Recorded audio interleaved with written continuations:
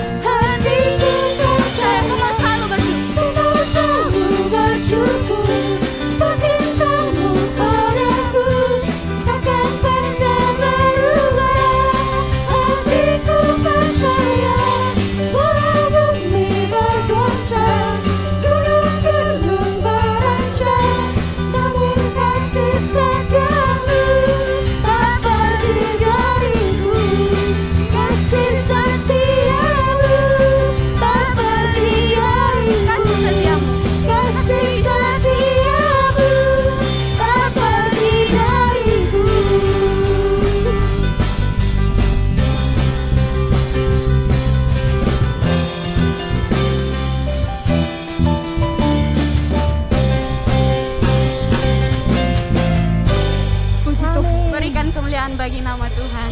Amin. Puji Tuhan. Firman Tuhan adalah pelita bagi kaki kita dan terang bagi jalan-jalan kita.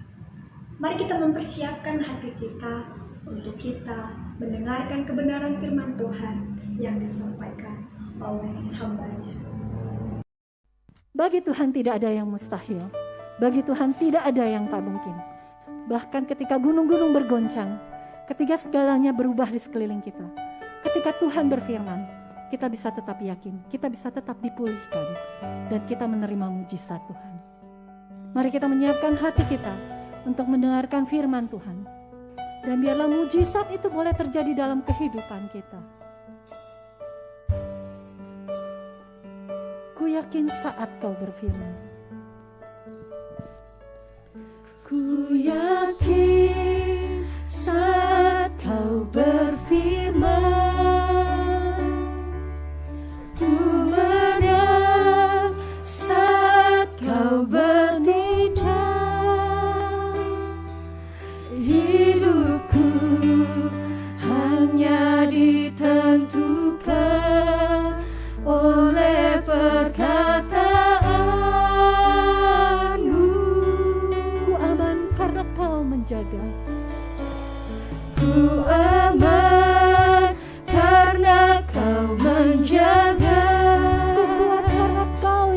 menopang. Kuat karena Kau menopang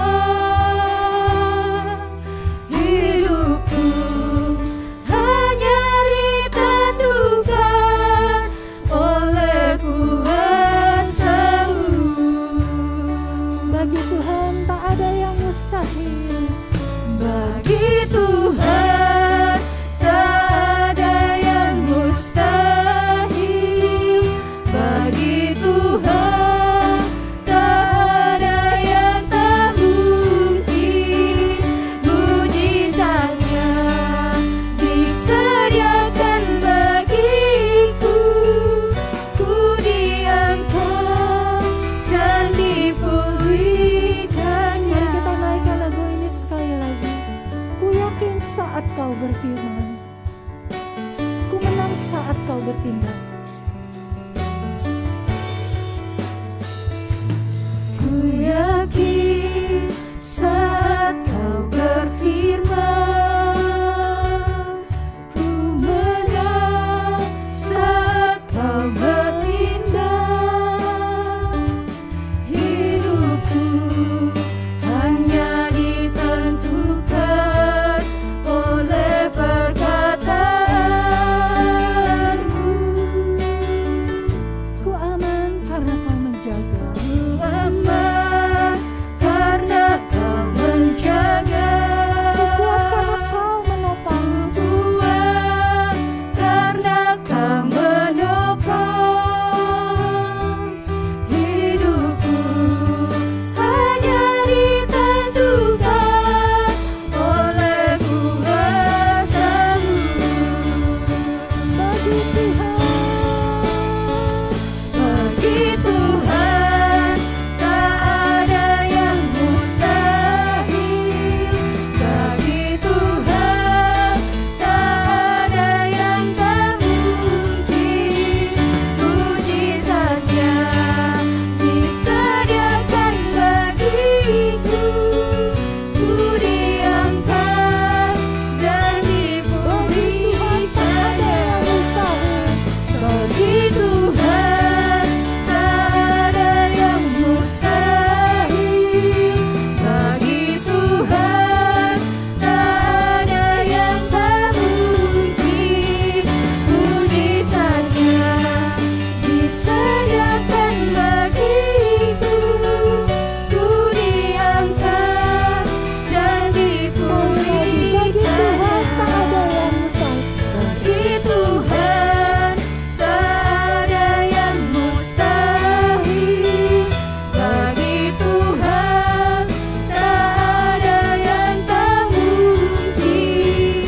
Mujizatnya disediakan bagiku. Ku diangkat dan dipulihkannya. Bagi Tuhan tak ada yang mustahil. Bagi Tuhan tak ada yang tak mungkin. Mujizatnya disediakan bagiku. Ku diangkat dan dipulihkannya.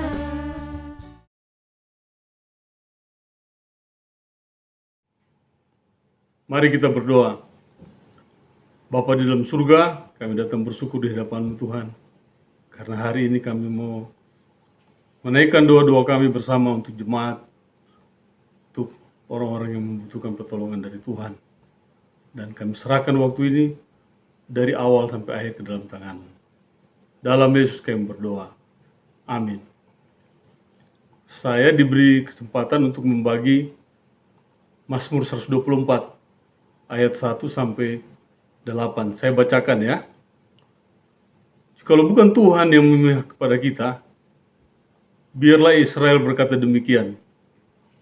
Jikalau bukan Tuhan yang memihak kepada kita, ketika manusia bangkit melawan kita, maka mereka telah menelan kita hidup-hidup. Ketika amarah mereka menyala-nyala terhadap kita, maka air telah menghanyutkan kita dan sungai telah mengalir melingkupi diri kita. Maka telah mengalir melingkupi diri kita air yang meluap-luap itu. Terpujilah Tuhan yang tidak menyerahkan kita menjadi mangsa bagi gigi mereka. Jiwa kita terluput seperti burung dari jerat penangkap burung. Jerat itu telah putus dan kita pun terluput. Pertolongan kita adalah dalam nama Tuhan yang menjadikan langit dan bumi. Ini kita bisa melihat bagaimana cara Daud menghibur dirinya, menghibur orang-orang yang ada di sekitarnya dengan berkata tentang hal-hal yang positif. Kalau kita melihat sekarang situasi di dunia ini, ada banyak hal yang membuat kita menjadi takut. Kalau kita lihat negara-negara besar, mereka sekarang sedang berlomba mempersiapkan diri dengan senjata-senjata nuklir. Beberapa waktu yang lalu, Cina membangun hampir 104 rumah untuk memproduksi senjata-senjata nuklir. Artinya apa di sini? Manusia sedang berusaha untuk bisa menghancurkan satu sama lain. Kita tahu bahwa iblis atau si pencuri itu datang hanya untuk membunuh dan membinasakan kita. Tapi Yesus datang untuk memberikan kehidupan yang berlimpah. Di ayat 8 ini Daud berkata, pertolongan kita adalah dalam nama Tuhan yang menjadikan langit dan bumi. Seringkali kita tidak sadar pada saat kita berteriak, pada saat kita berdoa, kita pikir Tuhan tidak mendengarkan kita. Tapi sebetulnya Tuhan mendengarkan kita. Hanya kita kadang-kadang pikir masalah kita terlalu berat dan tidak mungkin Tuhan bisa menyelesaikan masalah kita. Nah, di sini perlu kita lihat, camkan dalam-dalam bahwa Tuhan kita adalah penguasa alam semesta ini. Artinya, Dia mempunyai kedaulatan penuh atas seluruh ciptaannya. Badai dan gelombang yang begitu dahsyat langsung berhenti dan danau itu menjadi teduh ketika Tuhan menghardiknya.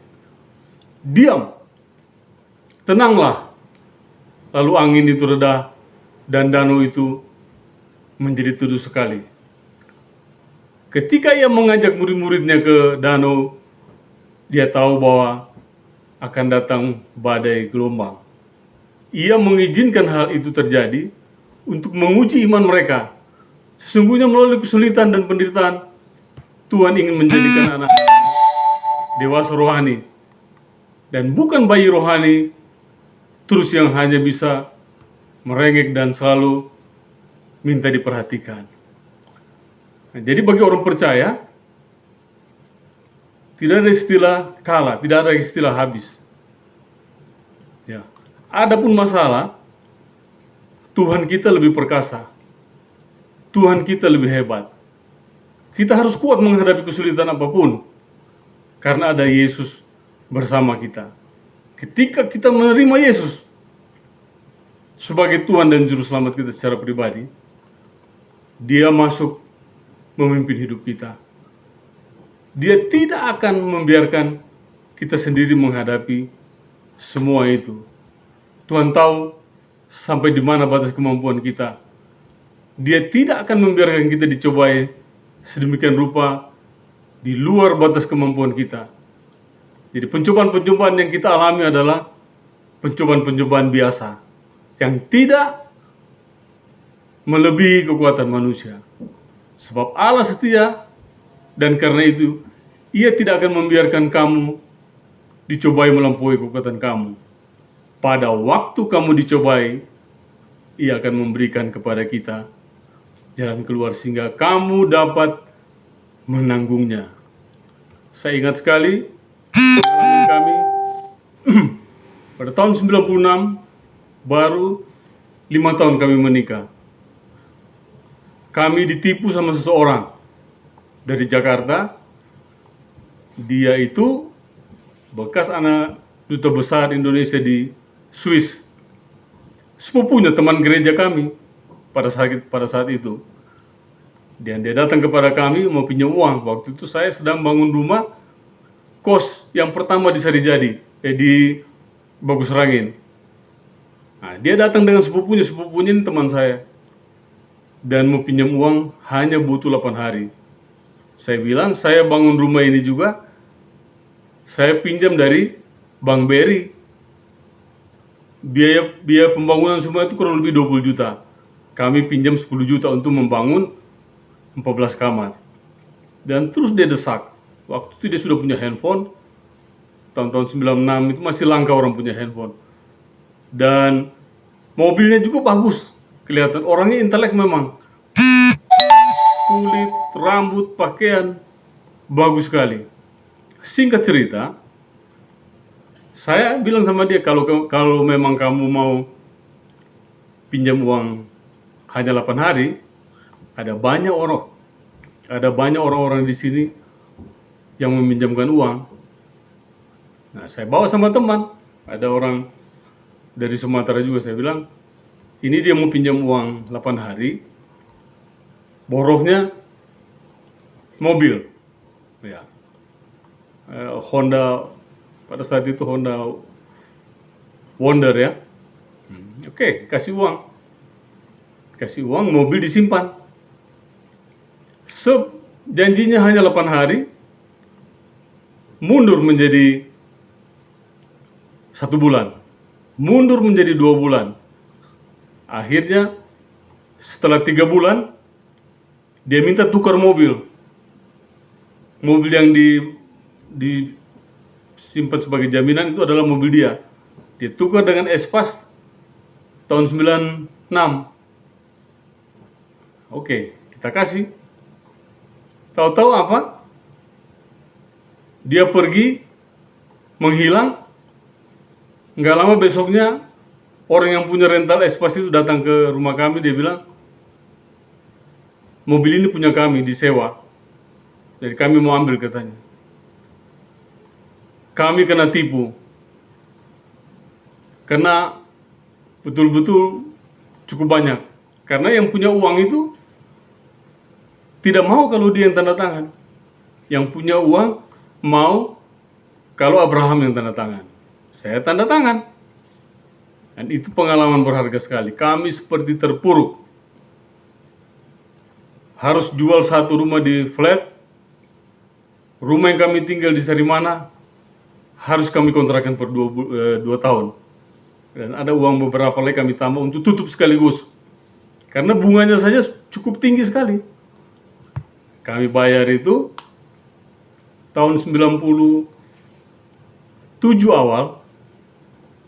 Kami pindah ke Unikom, ke rumah mertua. Pada saat di situ kami berunding. Kami berdoa betul sama istri karena waktu itu cukup ini ya, secara keuangan cukup kelihatannya. Ada mobil, ada uang masuk setiap hari dari angkot, dan ada proyek-proyek saya kerjakan. Jadi kecapean kadang-kadang. Jadi karena saya capek, bagian pelayanan di pos-pos saya serahkan kepada teman-teman. Kasih mobil, kasih uang, bensin, dan amplop untuk mereka untuk melayani di pos-pos. Nah, ternyata Tuhan tidak mau seperti demikian. Betul-betul kami pindah di Pati Ukur itu dengan satu pertobatan. Tidak boleh lagi kita tinggalkan pelayanan kalau itu sudah kita dapat tugas dari Tuhan. Dan apa yang terjadi setelah kami bertobat? Tahun 97 itu kami jual rumah di daerah Dagos itu. sekitar Dago. Dan dari rumah yang kami beli itu, kami dapat keuntungan besar, kami jual lagi ke orang lain. Keuntungan besar, ternyata uang itu tahun 97 itu dolar sudah mulai, waktu kami beli sudah 2.600. Biasanya rate-nya itu 2.400. Tapi waktu itu sudah 2.600. Dan Ibu Sarah beli itu dengan catatan, kalau dalam bentuk travel check, agak sulit mencairkannya. Itu pertimbangan dia ya sebagai orang keuangan. Dan betul-betul dia beli memang dolar dan dia buat travel check. Nah, waktu kami pulang ke Sulawesi, ada satu keluarga, suami istri, Pak Werner Yangke sama Ibu Yangke, mereka dari Misiwek, ikut kami ke kampung kami, ke Sulawesi Tenggara.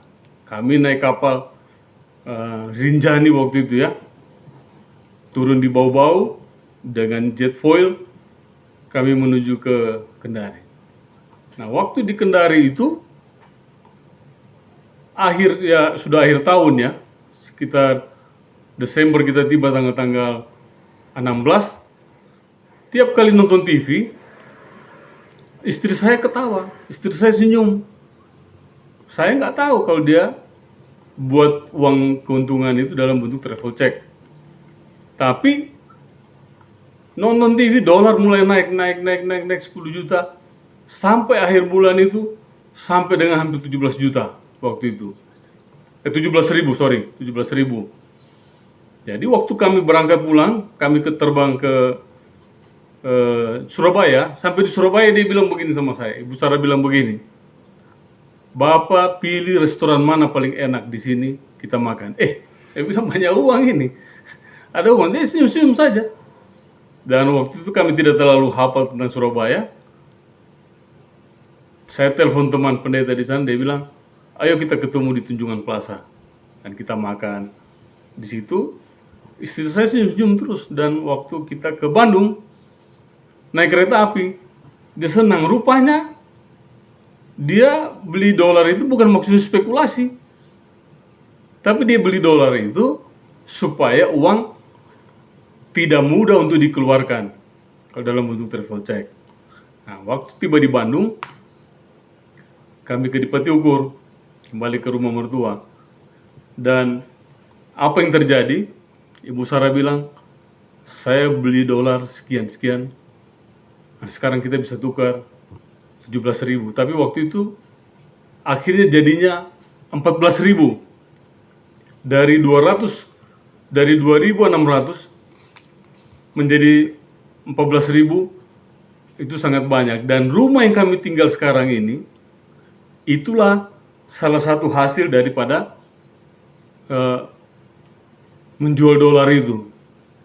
Nah, jadi saya sering bilang sama istri saya, sering kami satu duduk bersama, sering sharing kemana-mana. Bagi orang percaya, kegagalan bukan hal yang menakutkan. Kenapa? Sebab di balik penderitaan, di balik masalah, di balik pergumulan, ada rencana Tuhan yang baik buat anak-anak Tuhan. Makanya kalau kita baca di sini, jikalau bukan Tuhan yang memihak kepada kita, selesai kita. Saat ini ya, begitu persaingan bisnis, begitu luar biasa. Satu sama lain berusaha mematikan. Tapi bagi kita, ada penolong kita. Ada pembela kita yang memihak kepada kita. Daud berkata, pertolongan kita adalah dalam nama Tuhan yang menjadikan langit dan bumi. Bagaimana mungkin buah zaitun akan menghasilkan minyak bila dia tidak ditekan? Akankah buah anggur menjadi arak kalau tidak diperas begitu rupa? Sepatutnya kita bersyukur bila Tuhan masih berkenan mendidik kita melalui masalah, sehingga kita boleh mendapat pengalaman berjalan bersama dengan Dia. Dengan demikian, kita semakin bertumbuh dan saatnya kita beroleh kekuatan untuk mengerjakan pekerjaannya. Saya senang sekali satu ayat dari Mazmur 19 ayat 71. Dikatakan begini, bahwa aku menderita itu adalah baik. Bahwa aku tertindas itu adalah baik bagiku, supaya aku belajar ketetapanmu. Akhir-akhir ini pergumulan kami bukan lagi masalah keuangan, tapi masalah anak, masalah lingkungan. Kadang-kadang membuat kita sampai sesak. Ya, kami punya anak satu, laki-laki. Nah, tapi Tuhan luar biasa. 1 tahun kemarin dia nggak bisa pulang dari Australia. Tapi kita berdoa, Tuhan, kami terbatas Tuhan. Karena ini beda benua. Kalau bisa Tuhan, walaupun di lockdown dengan cara Tuhan lah, bagaimana caranya supaya dia bisa kembali ke Indonesia. Dan puji Tuhan, tanggal 3 Maret kemarin, dia bisa kembali ke Indonesia dengan selamat. Harus dikarantina 5 hari di Jakarta, karantina 2 minggu di sini. Tapi bukan masalah sudah selesai. Masalah masih ada, tapi kita percaya kuasa Tuhanlah yang bisa menyelamatkan kita, menyelamatkan dia, menyelamatkan jemaat dari semua tekanan-tekanan yang ada di sekitar kita. Dengan masalah, sesungguhnya kita sedang dipersiapkan untuk melakukan perkara-perkara besar.